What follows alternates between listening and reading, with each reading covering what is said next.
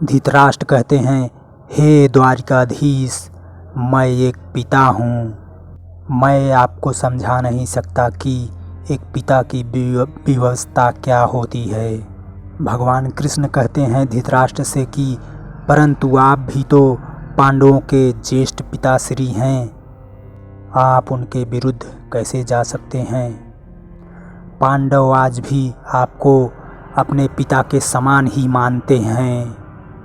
परम प्रतापी युधिष्ठिर और उसके अनुजों ने आपको और गुरुकुल के आदरणीय श्रेष्ठों को अपना आदरणीय प्रेम भेंट भेजा है। भगवान कृष्ण कहते हैं कि पांडवों ने मुझसे याचना की है कि आप सब ज्येष्ठों से आशीर्वाद ग्रहण करूं। महाराज बताइए, आप उन्हें बताइए, आशीर्वाद में उन्हें क्या ले जाकर दूं, क्या कह दूं? क्या आपने उनके प्रेम, स्नेह, आदर और श्रद्धा को ठोकर मार दी? फिर दुर्योधन बोलता है, हाँ हाँ अवश्य कह दीजिए, हमें उनके प्रेम, स्नेह और आदर की कोई आवश्यकता नहीं। जाइए द्वारिकाधीश, जाइए, कह दीजिए, जाकर कहिए उन पांचों पाखंडियों से कि इंद्रप्रस्थ मैंने जीता है, मैंने। यदि उन कायरों को इंद्रप्रस्थ चाहिए, जीत ले जाएं युद्ध भूमि पर। दुर्योधन कहता है, आपके लाख कहने पर भी मैं पांडवों को इंद्रप्रस्थ नहीं लौटाऊंगा, क्योंकि इंद्रप्रस्थ मेरा है, मेरा और केवल मेरा ही रहेगा। महाराज रोकिए, दुर्योधन के इस हट को रोकिए।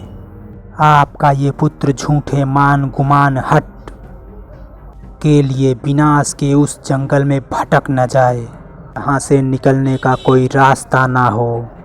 दुर्योधन का ये पांडवों के प्रति ये द्वेष, ये हठीला स्वभाव स्वयं अपने विनाश के द्वार को खटखटा रहा है। भगवान कृष्ण कहते हैं युद्ध का न्योता दे रहा है, और यदि ये युद्ध हुआ तो इसमें केवल दुर्योधन का ही नहीं, संपूर्ण कौरवों का विनाश होगा, और इस विनाश का उत्तरदायित्व आप पर होगा महाराज, आप पर।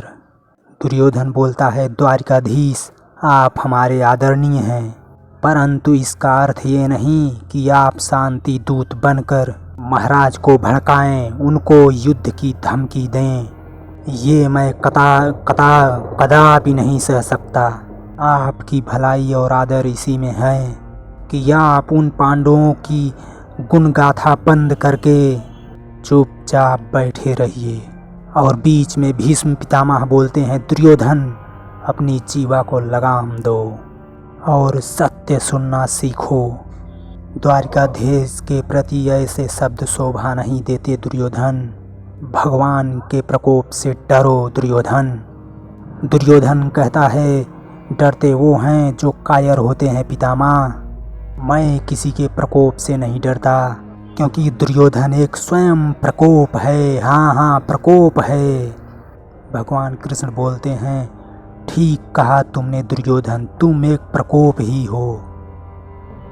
भगवान कृष्ण कहते हैं, अब यही प्रकोप बिजली बनकर हस्तिनापुर पर गिरने वाली है। महाराज दुर्योधन के ये कटीले और विषैले शब्द एक अनावश्यक युद्ध को अनिवार्य कर रहे हैं। महाराज धर्मराज युधिष्ठिर ने अपने शांति संदेश में यह भी कहा था, यदि महाराज धृतराष्ट्र अपने पुत्रों के हाथों लाचार हों तो हमें हमारा राज्य लौटा ना सके, तो उन्हें कौरवों की भरी सभा में अधिक लज्जित ना कीजिएगा, उनके विवशता का प्रदर्शन ना कीजिएगा। उनसे पांडवों के इंद्रप्रस्थ के बदले 5 भाइयों के लिए केवल 5 गांव ही मांग लीजिएगा, वो 5 गांव पाकर ही संतुष्ट हो जाएंगे। दुर्योधन बोलता है कि मैं उन 5 भिखारियों को 5 गांव तो क्या, सुई के नोक के बराबर भी जमीन नहीं दूंगा।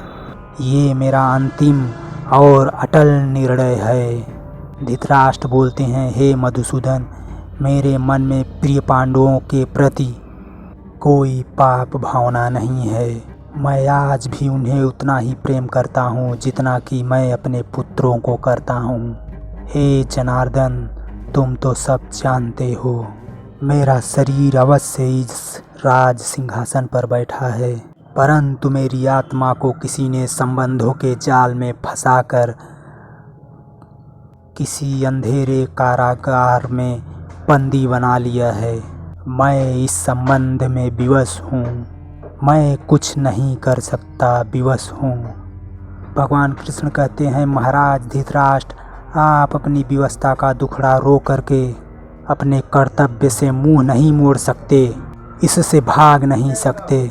आप राजा हैं, राजा, और राजा किसी के अधीन नहीं होता और ना ही किसी का बंदी होता है, बल्कि वो उनको बंदी बनाता है जो दूसरे के अधिकारों को हड़पना चाहते हैं। शकुनी बोलता है, भांजे, कृष्ण तो शांति की दूत की जगह युद्ध की भाषा बोल रहे हैं। ये तो दूत की मर्यादाओं का उल्लंघन है। ये जीजाश्री को भड़काकर हम लोगों को बंदी बनवाना चाहते हैं। हाँ, दुर्योधन गुस्से में कहता है, अरे ये क्या मुझे बंदी बनाएगा। अपनी तलवार निकालते हुए कहता है, मैं ही इसे बंदी बनाऊंगा। दुर्योधन कर्ण से कहता है कि कर्ण, इसे बंदी बना लो, पक्षपाती दूत को। शकुनी, कर्ण और दुर्योधन तीनों बंदी बनाने के लिए आगे बढ़ते हैं भगवान कृष्ण को। कृष्ण भगवान की तरफ से सात्विकी बोलता है, अगर किसी ने द्वारिकाधीश की तरफ आगे बढ़ा तो यहीं सरों का ढेर लगा दूंगा। भगवान कृष्ण सात्विकी को कहते हैं, बैठो। कृष्ण कहते हैं, आओ दुर्योधन, आओ कर्ण, मुझे बंदी बना लो। और भगवान कृष्ण अपनी शक्तियों से बिजली की जैसी गड़गड़ाहट होती है और चक्र धारण करते हैं, और ये तीनों डर कर हड़बड़ा जाते हैं और पीछे हट जाते हैं, और पूरी सभा भगवान कृष्ण को देखने लगती है। दुर्योधन, शकुनी और कर्ण अपनी खुली आँख, फटी आँखें और खुले मुंह से भगवान कृष्ण को देखे जा रहे थे। फिर भगवान कृष्ण अपने रूप में आकर अपने सेनापति सात्विकी से कहते हैं, सात्विकी, चलो यहाँ से। तो भाई लोग, वीडियो आपको कैसा लगा? अगर थोड़ा भी अच्छा लगे इस बरसात में तो यार प्लीज़ चैनल को सब्सक्राइब कर दो, वीडियो को लाइक करो।